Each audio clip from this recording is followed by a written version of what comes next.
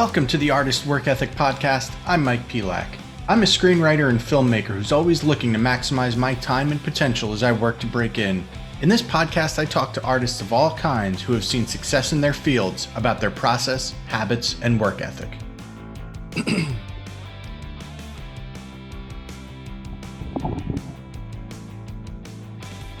Saves the Day was kind of the exception to that. Of course, Saves the Day was an exception to that. Saves the Day was kind of an exception to that. Of course, Saves... All right, Benny, thank you for coming on with me today. Thanks for having me, Mike. You're a fine gent, and I would do many things for you. Wonderful. All right, so you played in bands prior to Gaslight Anthem. What pushed you to keep going until something really clicked like Gaslight did?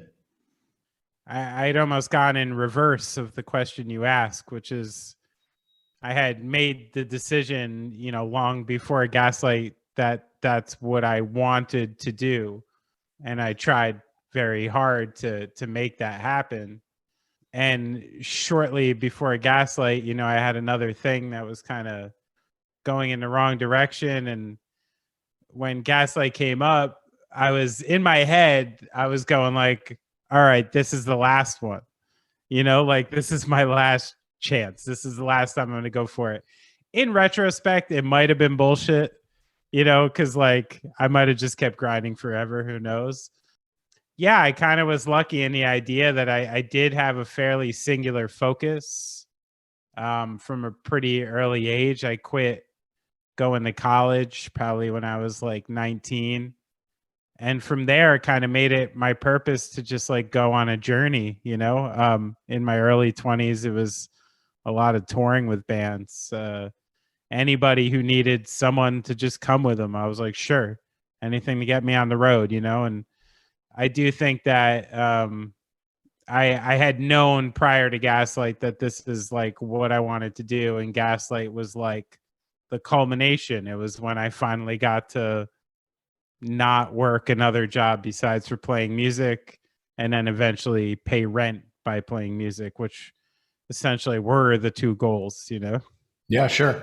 I mean, you mentioned that you did a lot of touring.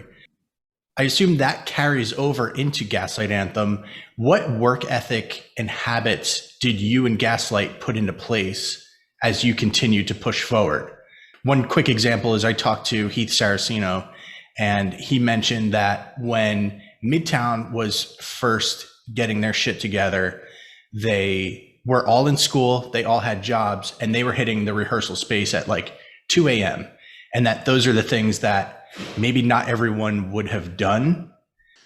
Well, I think luckily for us, I think in a lot of ways, by the time we were doing Gaslight full time, Brian and I both, Alex Rosamilia too, were already in our mid to late 20s.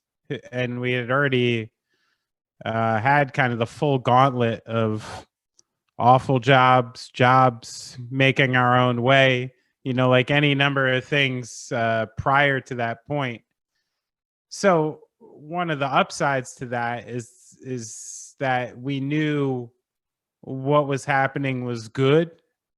And the work that was required to keep it afloat felt good as well, because it wasn't roofing. It wasn't, for Alex, it wasn't, working at a kiosk at Newark Mall. For me, it wasn't, the newspaper and delivering pizzas.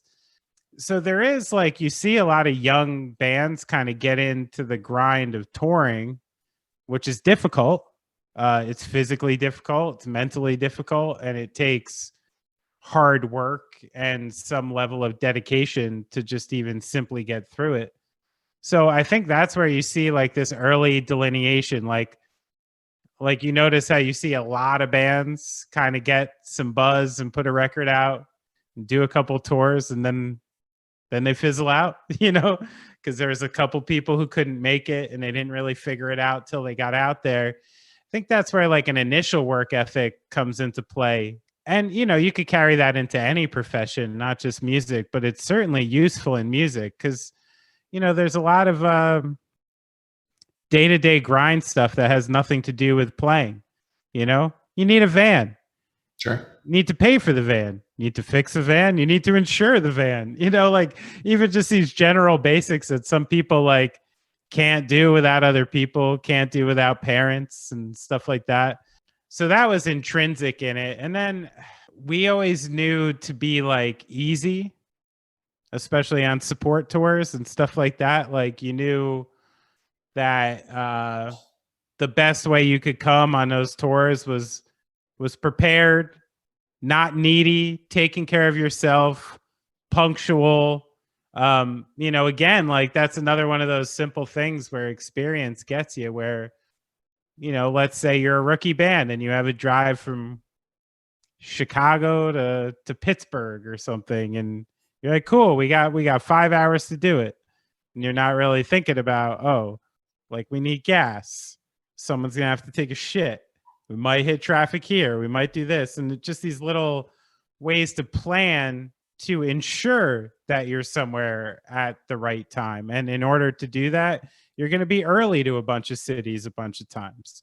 And I think that's another thing where it's like, if you really get used to work and the responsibility of schedule, then you know how to do those things intrinsically. And I do think that really helps as just a good, hardworking band, I think that's an important takeaway, is to be a team player, even if the people you're playing with aren't necessarily on your team. Like you said, you want to be easy to work with. I've felt that. I think that carries over into a lot, whether you're just working a regular job or you're in a band or you're on a film set or you're, working on a script with someone. You don't want to be the pain in the ass where it's difficult to work with. I just think that's a super important habit that anyone can be aware of in themselves, whether they're going after something creative or not. Yeah. And that's just sheer, like, that's just being a reasonable person, isn't it? It's like, Sure. If you go into an environment like that and you want to be a dick and you want to treat people wrong and you still want to do that job, you better be really fucking good. And that is the only people who survive in that context. And, I've literally seen people make careers by literally being cool to be around. Mm-hmm. like that's such an important part of someone who wants to get a crew job. And Sure. it's almost something I feel bad about sometimes when people are working for you, is like when they're out, they're not allowed to be the ones to cause the drama. Yeah. That's for the band members, and a tour manager or someone setting up the tour is like, listen, I can't have this from like a guitar tech. Yeah. You know what I mean? Like, but that's part of it, is sometimes these people sort of have to be like these great not psychologists, anthropologists, because you're like, hey, here's this brand new person, and let me put you in this pre-existing world that's been going for a long time, and here's 13 people that you're just going to not only have to crack, but the first time you're going to meet them is going to be walking onto a bus together to like travel and sleep 2 feet away from each other, know everyone's shitting and shaving patterns within like, a week, and you just met this person, so it really does help when someone can just like get to a place and I guess simply read the room, you know what I mean, know like who you need to be for which types of people, and it's really like an invaluable skill, because I don't know, like I could teach you how to drum tech or guitar tech. Like they're not skills that you have to go to school for or something, half the battle is just being cool and finding someone who's willing to show you. So as time went on, how did you guys and you personally continue to remain focused and hungry and operating at a high level? I mean, I think creatively, luckily, it came easy, because we were definitely like a project who never really stood on laurels. And almost probably to a fault. We never really enjoyed some of the moments we were in because we were sort of like so unimpressed with ourselves and looking towards the next thing, you know? I know there was always this element of like when we'd finish a record, you'd feel this great sense of completion, and quickly it's like, oh, but like, what are you gonna do next? Yeah. You know, what comes next? And I think that's a big part of it, is like just that staying focused in the actual craft itself. And when you're when you almost feel so consistently insecure, like that part of it kind of takes care of itself, because like there's no one judging the output of your work more than you know. Sure. So nowadays you've got Mercy Union, you've got the Going Off Track podcast. How do you structure your day to day when you're not on tour to remain as productive as possible? Well, I mean, as you know, with the kids, it gets complicated, really complicated. And it's been honestly a shifting pattern now that I'm still working on and still working how to figure. I realize now I maybe had some strange ways of working when I was younger. I really needed silence. I really needed space. I really needed time because of like my attention issues, you know.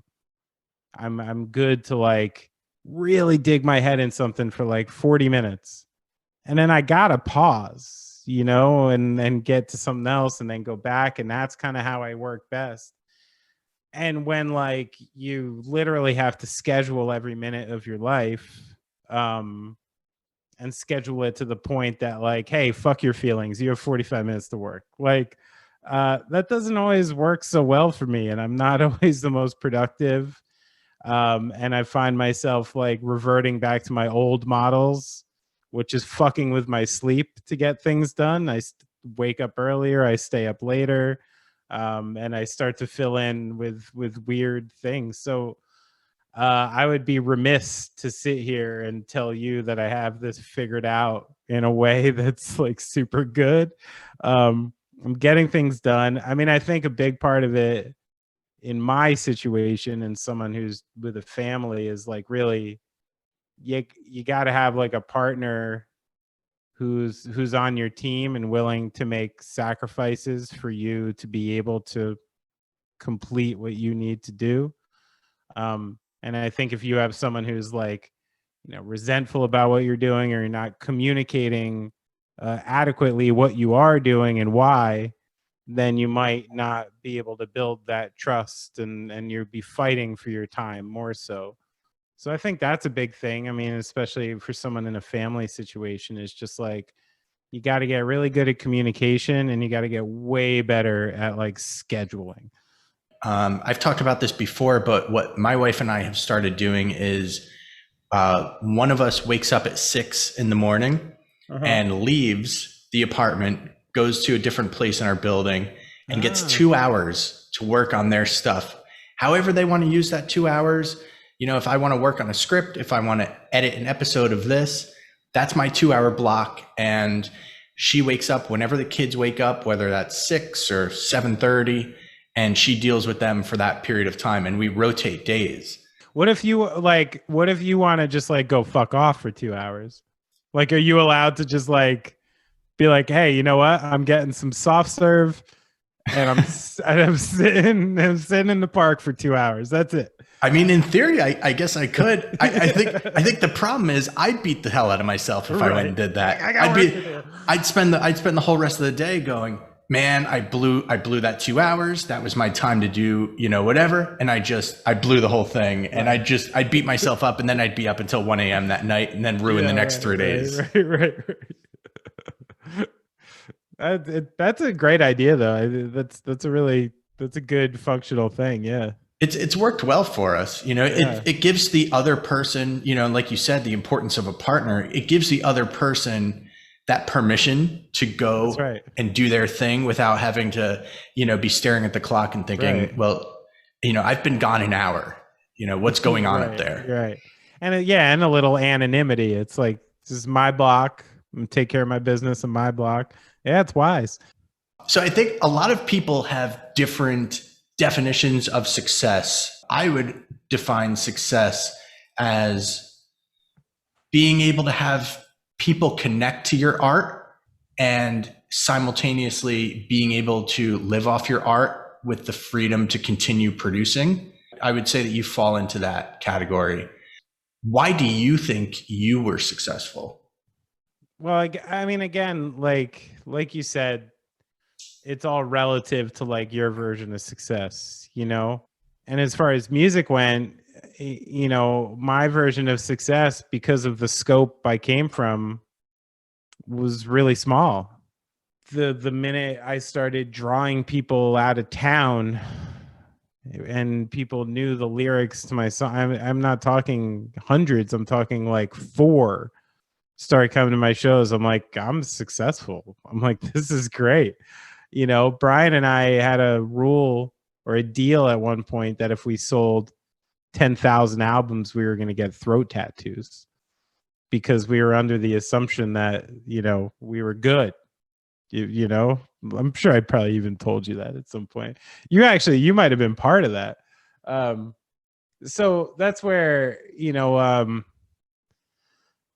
it's tough, and it's something I'm even thinking about a lot now. Like, literally, if you took money out of the picture, I would feel so successful in so many different ways, like all the time.